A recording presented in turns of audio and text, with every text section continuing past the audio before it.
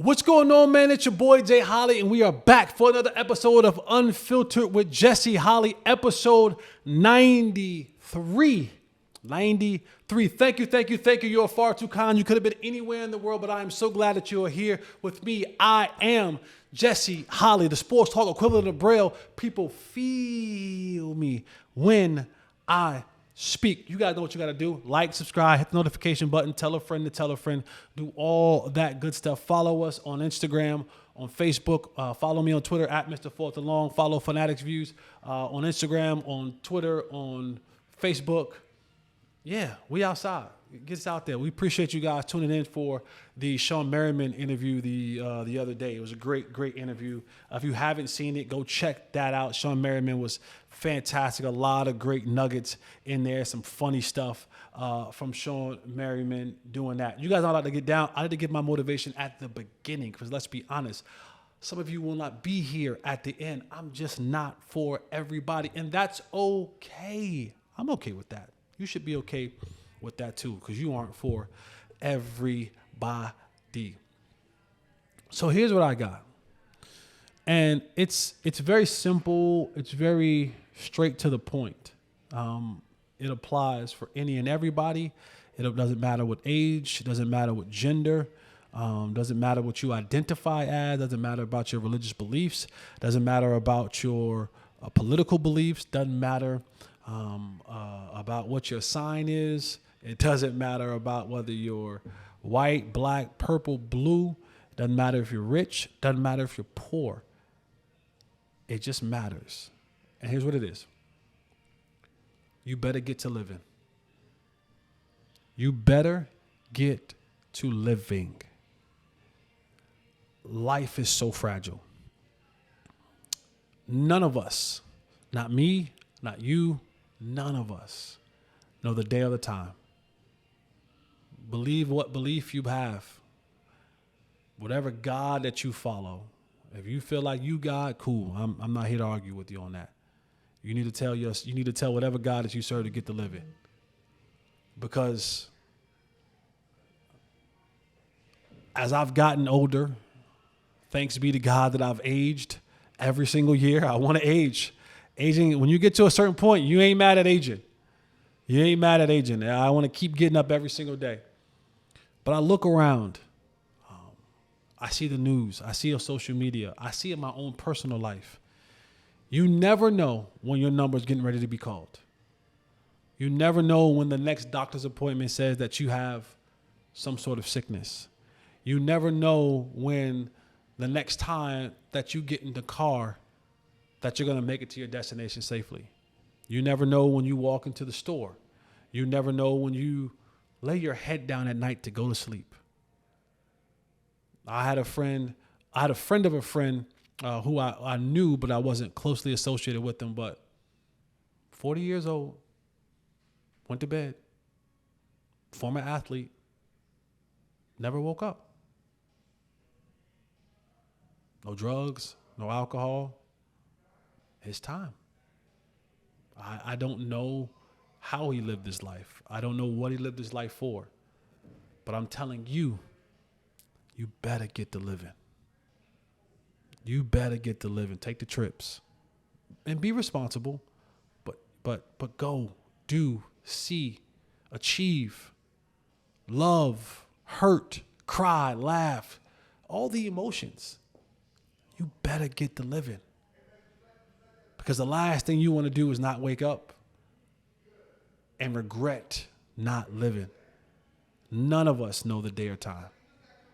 So we might as well just live. And irresponsibly. I'm not saying recklessly or YOLO, but you better get to living. Because this life is fleeting quickly. And you could be closer to the end than you know. You could be far away from the end. I would sure like to live another 41 years. I don't know if I got another week or not. I don't know. So live. Make the phone calls. Take the trips. Make the bonds.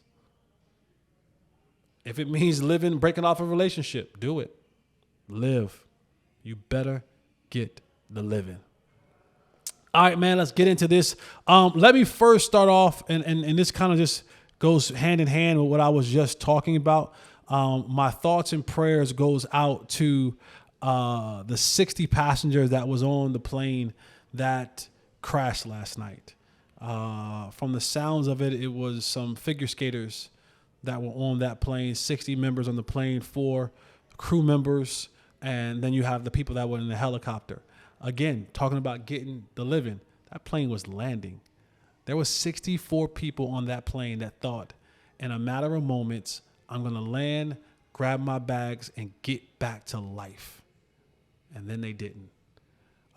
So my thoughts and my prayers go out to each and every one of them and their families. What a gut-wrenching and heartbreaking situation that happened. And so for those families, the friends, the people associated with them, again, my heart goes out to you. My comfort goes out to you in this difficult time.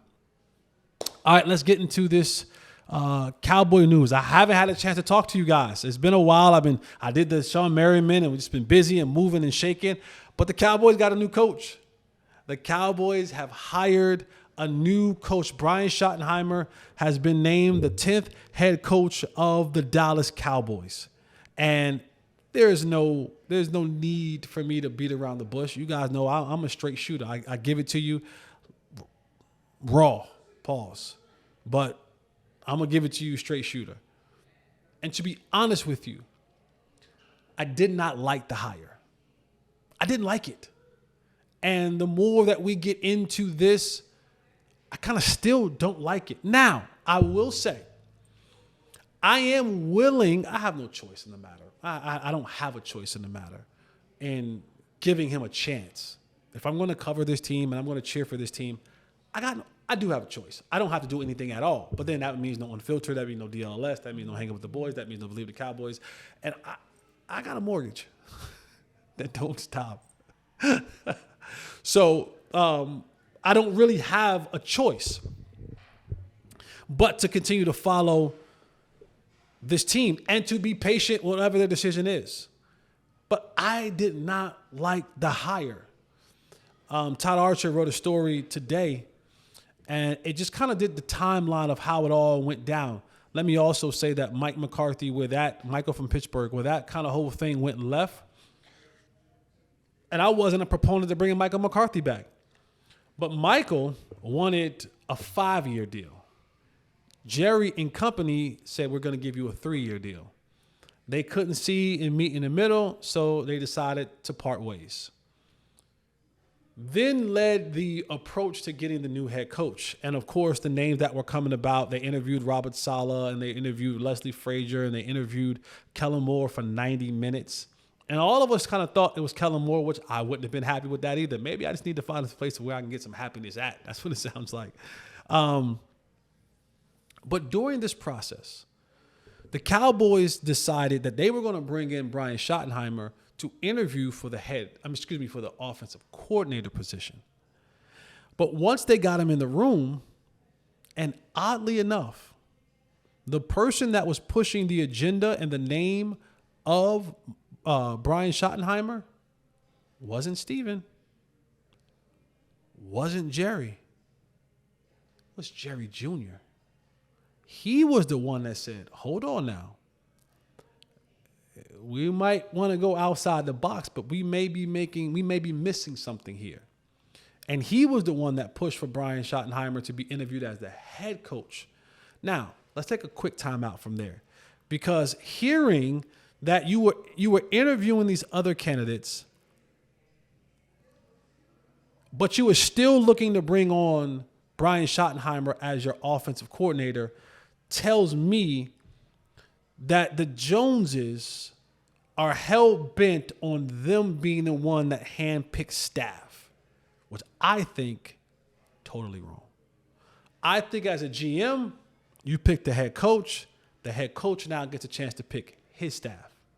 Maybe you suggest, maybe you nudge a little bit, but ultimately, a head coach should not have to come in and deal with guys that you want in certain places. Don't know those guys, don't have any loyalty to those guys don't know me, don't have any loyalty to me. I want a fresh start. Time back in.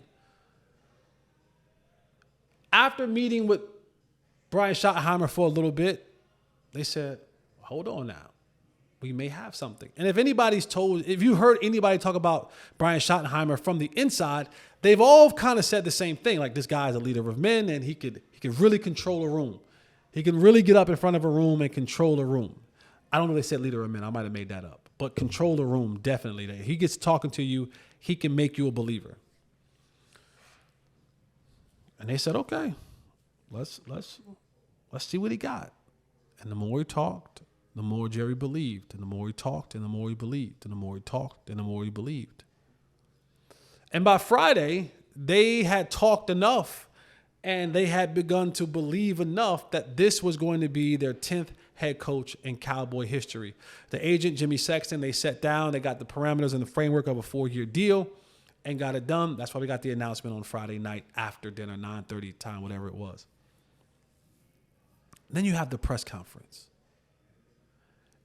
And we all look at the press conference as this is going to be how you win me over, right? We've seen some good ones. We've seen some funny ones. We've seen some outright cringy ones. We've seen the Dan Campbell bite the kneecaps, right? But there was passion about that. We've seen, the others, the Aaron Glenn's. We've seen the Ben Johnsons. We've seen the Duval. We've seen those, and those are cringy. And you may lose some folks from that. But we listen and we don't judge. Well, that's for y'all. I'm judging. I'm J. Holley judgy. Make no mistake about it. Your boy is judgy. I'm judging. I'm judging you. I'm judging them. J. Holley is judgy. Y'all judge me. Talk about my hairline. Talk about my one catch wonder. Y'all talk about I didn't get 78 yards. I only got to 77. Y'all judge me. Y'all judge my takes. And guess what? I'm cool.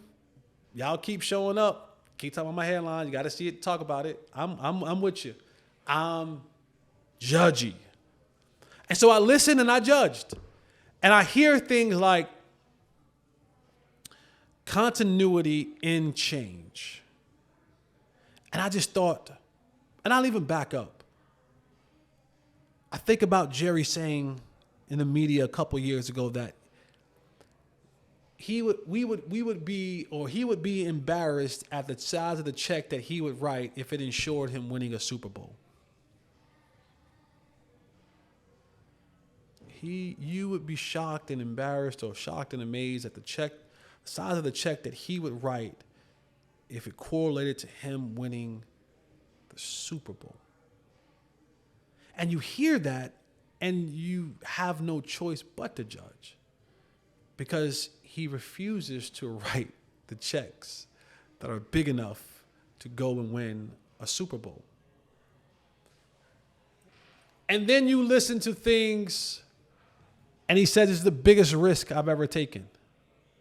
His head coach is sitting right there and he's calling his head coach a risk. He's sitting there and they're talking about the little drought. 30 years. It ain't no little drought. It's a damn big drought. And don't do the air quotes for something that is actually factual. Air quotes kind of mean to stand for something that's maybe an assumption or an opinion or, this is a fact. And I listened and I judged. And I listened and I judged.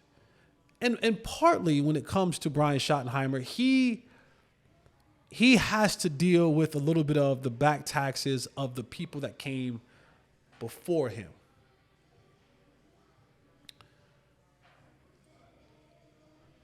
But he doesn't come with any cachet. He doesn't come with any just solid excitement.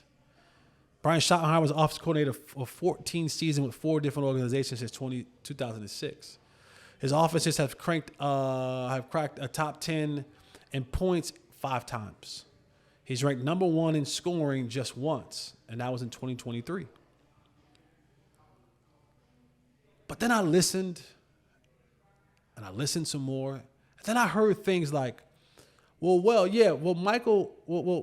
Schottenheimer, he did a really good job at biting his lip, and he had deference for things that he wanted to change or thought would change while under Michael from Pittsburgh. And I thought, he bit his tongue, bit his lip, and wouldn't speak up when he held or presumably or potentially held information that may have helped this team. I'm sorry, but it's just me. If I have something that I know or feel strongly about that will be able to help us win, I'm not biting my lip. I'm not having a level of deference where I just kind of, hey, I bow down to the guy that's in charge. No, I'm the offensive coordinator by design. Like, I'm supposed to be in this whole game planning thing. But then it also made me think some more. Well, why would someone biting their lip and having deference towards the leader be attracting and appealing to the Jones family? That tells me this is a guy that you picked, that when it comes time for you to do the Geppetto thing and to move pieces around, you'll remember and he'll remember how to bite his lip, how to have deference to authority, to the authoritative figure. And to me, that is a design of we're just spinning our wheels. There isn't any really change. The only change is the name. The name goes from Michael from Pittsburgh to Brian Schottenheimer. But the core of it all, when it really matters the most, I don't think that's going to change. Now, I could be 1,000% wrong. And by the way, I hope I am. I keep telling y'all, nobody wants the Cowboys to win more than me. When the Cowboys win, I make more money. I am able to pay my mortgage. I am able to go on vacation. I am able to buy nice dinners. I am able to do things that require X amount of funds. I want the Cowboys to win a lot. You don't think I want the Cowboys to be in the playoffs right now? Of course I do. I get more checks that way.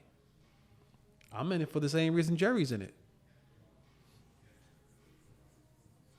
I know that makes some of y'all mad because some of y'all are like really true to heart, to the core. It's a legacy. Y'all been fans for 30 and 40 and 50 years and you really believe in this thing. I get it. Sure. And you're right to have that belief. But I just don't. This hire did nothing to make me believe. And be very careful of this, Cowboy fans. Be very, very, very careful of this.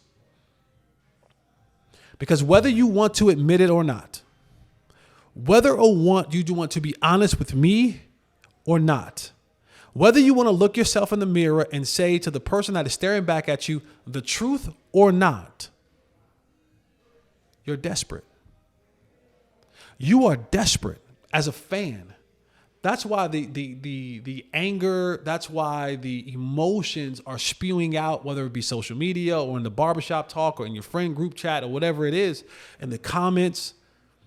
That's why that emotion spews out, because you're desperate. You're desperate and you're yearning for the victories. But be very, very careful as you begin to, and I'm not saying that you're not supposed to be fair, but when you're desperate, you'll find hope in anything. When you're desperate, you'll find life in anything. So when they start signing coaches and signing this and that, you're like, oh yeah, this is going to work and that's going to work. Because you are desperate.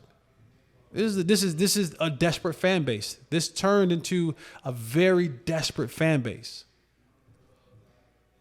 And so it's like when you're lonely, right? Sometimes you're lonely, you'll go back to the bad dude because it beats being lonely. That's desperation. When you are desperate because you horny,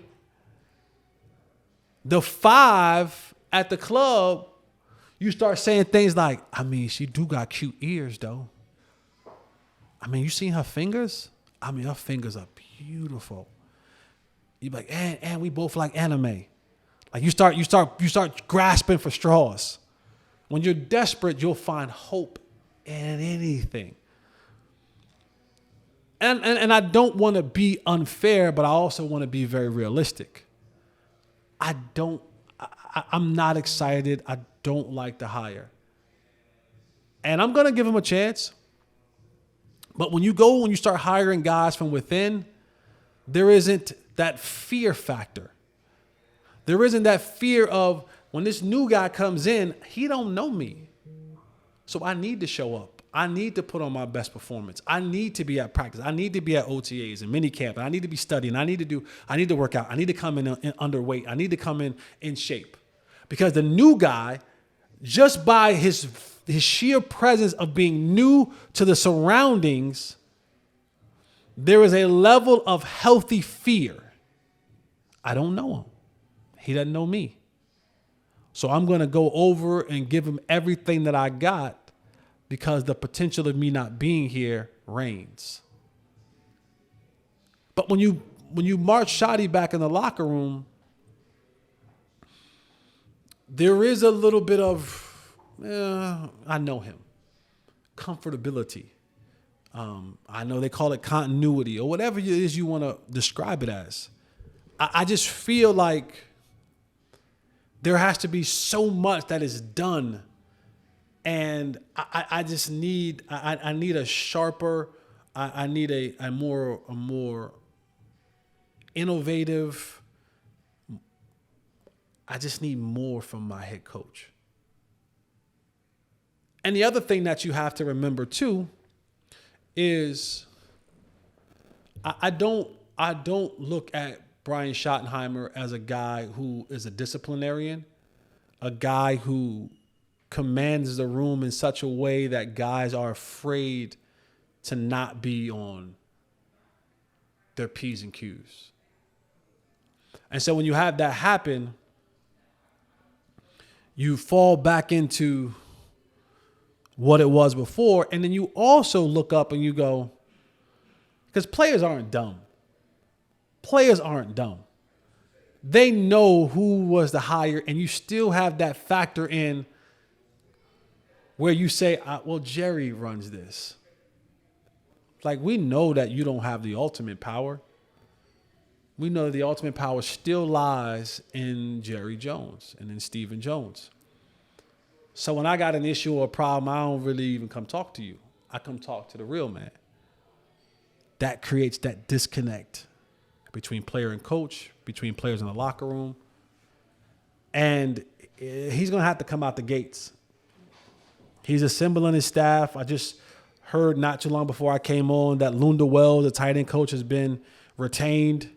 But he's putting his defensive staff together. Eberflus is the defensive coordinator, and he's bringing on some guys. Even his defensive coordinator, that was picked by the Joneses. That wasn't a Brian Schottenheimer pick. They have no history. None. Zero. Eberflus was the guy who was here back in 2011. I was with him at that time.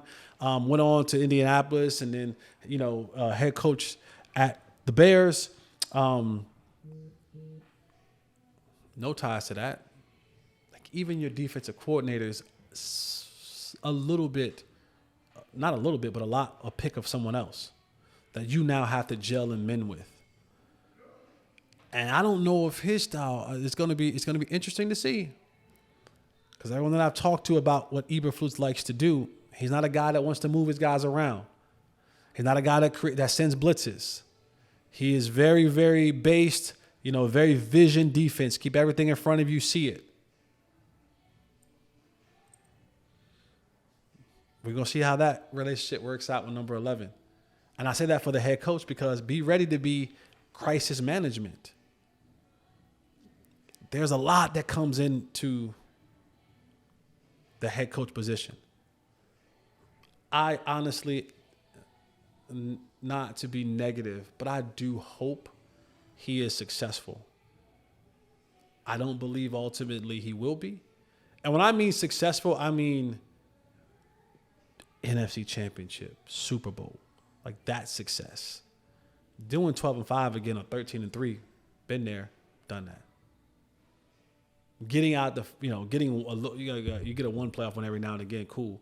But, getting out of wild card weekend, cool.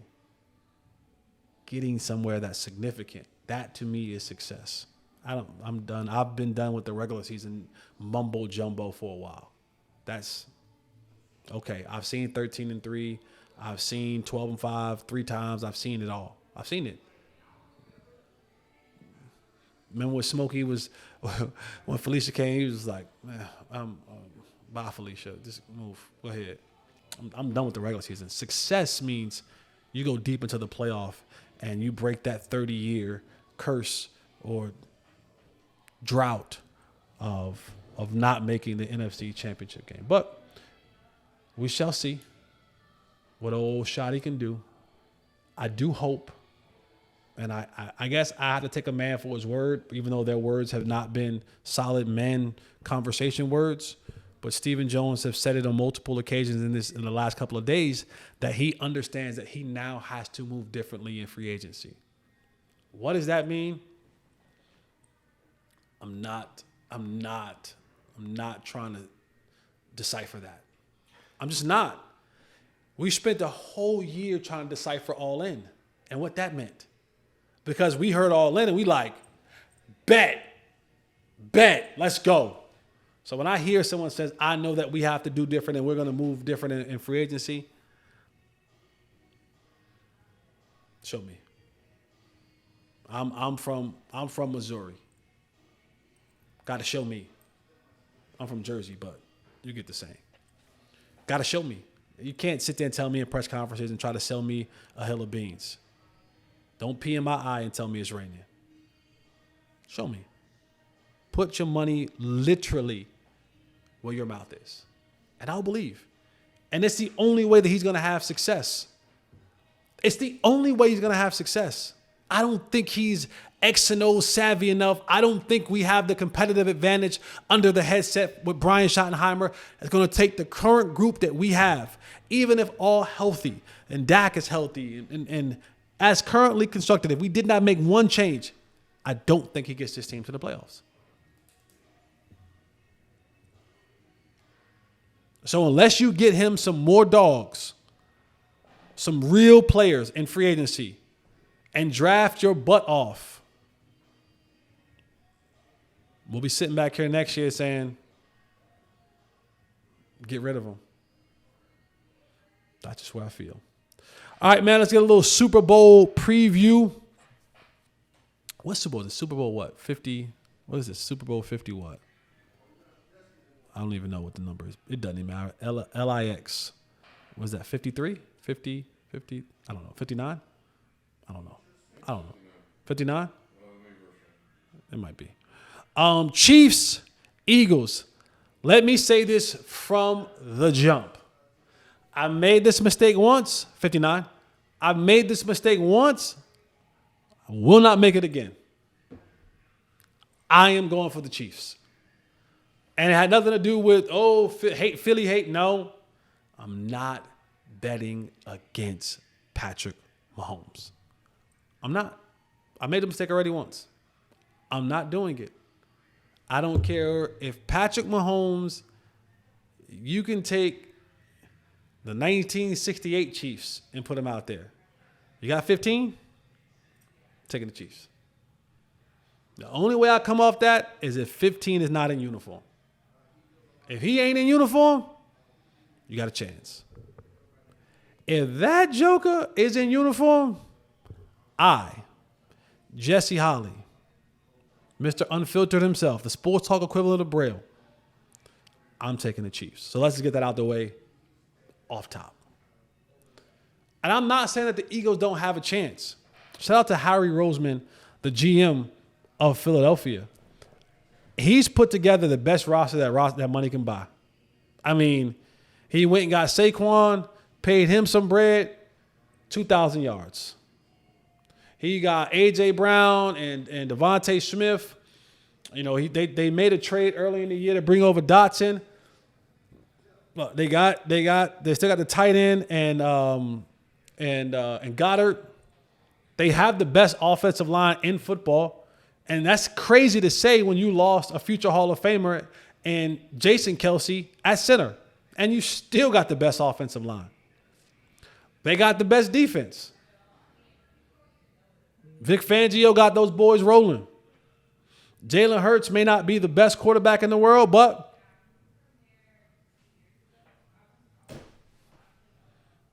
he get the job done. And they have a shot. I'm not saying it's going to be a blowout or anything like that, but and also I want to see the three-peat. I want to say that I lived in a time where I saw a team do something they've never done before in NFL history. Because I don't know if it'll ever be done again. So I'm a fan of greatness. I am. And if I had to leave the Cowboys and go root for a second team, it would probably be Detroit. It would probably be Kansas City. They might be like neck and neck on that. But the Chiefs, man, they just, I know people are going to say, the refs. Beat them. Beat them. But I heard a stat that was mind-blowing from Trey Wingo. And Trey Wingo said, he said since 2002, said there's been 100, and it's in the playoffs, championship, all that. It says in the playoffs, there's been 127 fourth quarter drives where the team driving needed 3 or 7 points to tie and or win the game. Out of the 127 drives, he said, Tom Brady was like 4 of 11. Then he said Drew Brees was 3 of 6, 50%. You want to know who was 7-0 in those situations? Yes, sir. Patrick Mahomes. If the Eagles are planning to win this Super Bowl, you gotta bury them. When the game is on the line, you gotta be up by 14 points with damn near no time left. Because if you give Patrick Mahomes and Andy Reid and Chris Jones and Spags and Kelsey, and they'll find a way. And here's what the wild thing is. Because they've done it regular season, playoffs, Super Bowls. Because they've done it so many times, they don't have this wild thought that it can't be done. They believe in it so much that as long as we have a fighting chance, we can win this game because they've done it. Buffalo, a year or so ago, they go down and they Gabe Davis in the end zone for the game-clinching touchdown. 13 seconds left to go in the game. So you thought. In 13 seconds, the Chiefs got the ball, moved the ball down the field, got in the field goal range, kicked the field goal to go into overtime. They win in overtime. 13 seconds. The Chiefs was getting ready to put on their hats and grab their cigars and T-shirts, and Pat and Andrew Reid said, no. So they already have this belief. They have this thought process of that we can win in any situation. The last game that they just won against the Buffalo Bills, they scored 32 points in that game. That's the highest total of points that they've scored all year long. Their other previous high was 30, and a 30-27 game that they beat the Panthers in. They find a way to win 1-point games. They find a way to win shootouts. They find ways to win wins when they turn the ball over, when they can't pass the ball, when they can't run the ball, when the defense can't stop anybody. They find a way. Rudy Tomjanovich said, "Never underestimate the heart of a champion." You gotta beat. You have to beat these dudes. You gotta beat them. And I know the conversation will be, if Patrick Mahomes gets this three-peat, where did he fall in the pantheon of being the greatest quarterback of all time? Maybe I'm old school.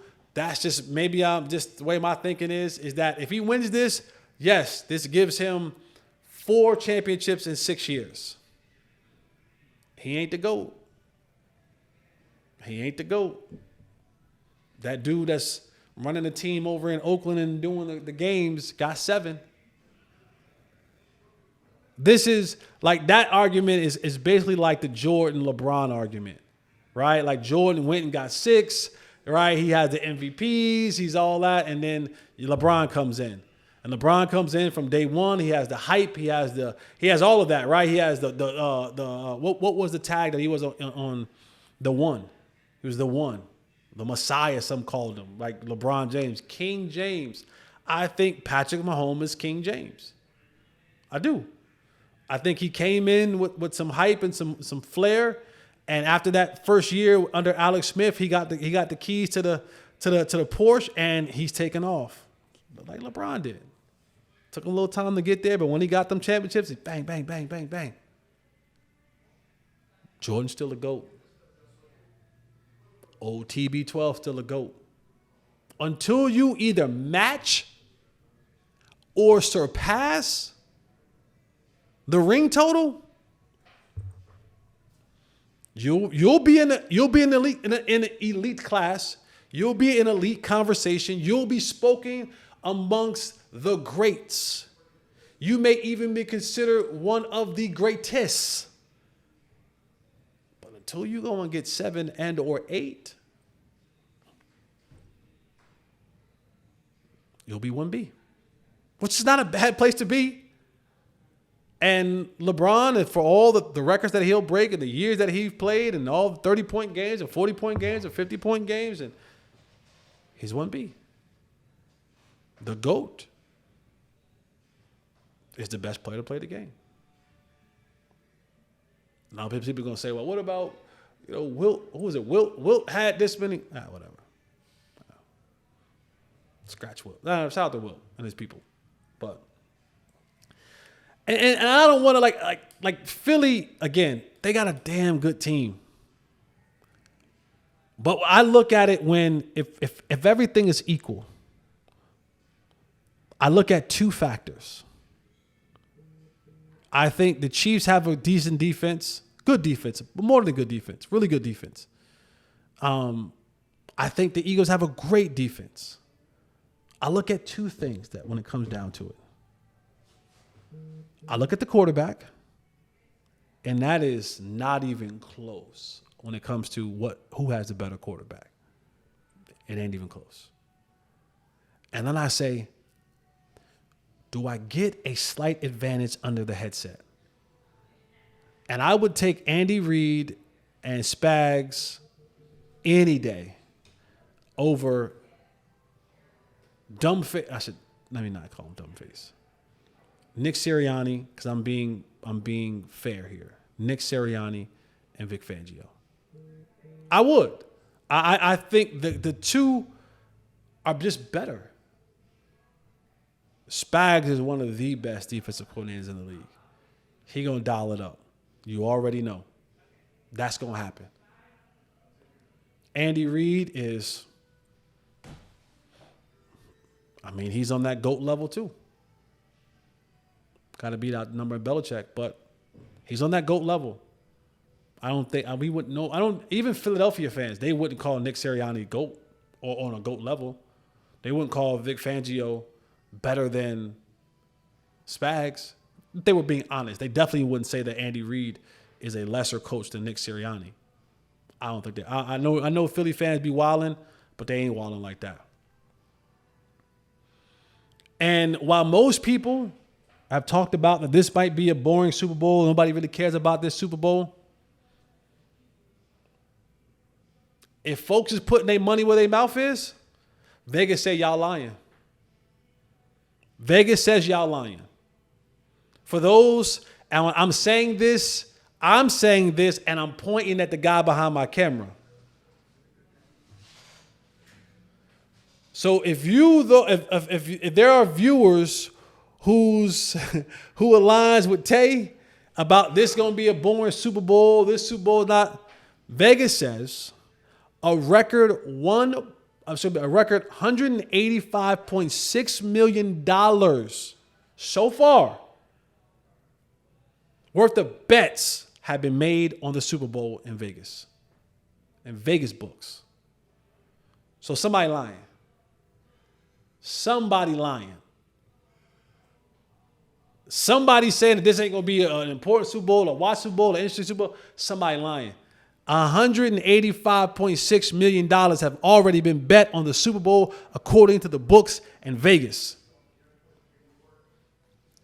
That's putting their money where their mouth is to me. I ain't gonna bet that much money and not watch the game. So I don't know. But I think it's gonna be a good game. I hope it's a good game. I do. But I'm taking the Chiefs. And unless you're a Philadelphia Eagles fan, and I know that there are Cowboy fans that no matter what, you cannot cheer for the Eagles. Even despite all that. Unless you're a Philadelphia Eagles fan or you hate greatness, you gotta pick the Chiefs. You can't.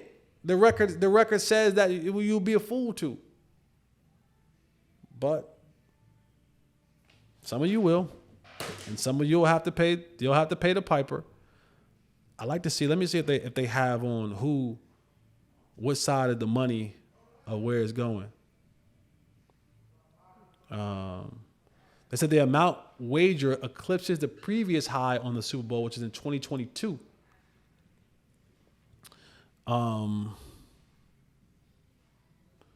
They don't say who the most money was going to, but you can probably guess. Most people probably gonna put the money on the short shot. Right, the Chiefs. All right, man. That's what I got for you guys, man. Remember, hit the like and subscribe button, notification button. Apple, Spotify, YouTube is where you can find Unfiltered with Jesse Holley. Put it in your group chats, your family chats, your church chats, all of the chats. Talk about me at work, at school, at the family reunion, at a funeral. Bring me up at a funeral. You're already crying. Why not laugh? Smile. But as I get out of here, man, I want to remind you guys, you better get to living. You better get to living. It is fleeting fast. And like the Bible says, we do not know the time or day when the good Lord going to call us home.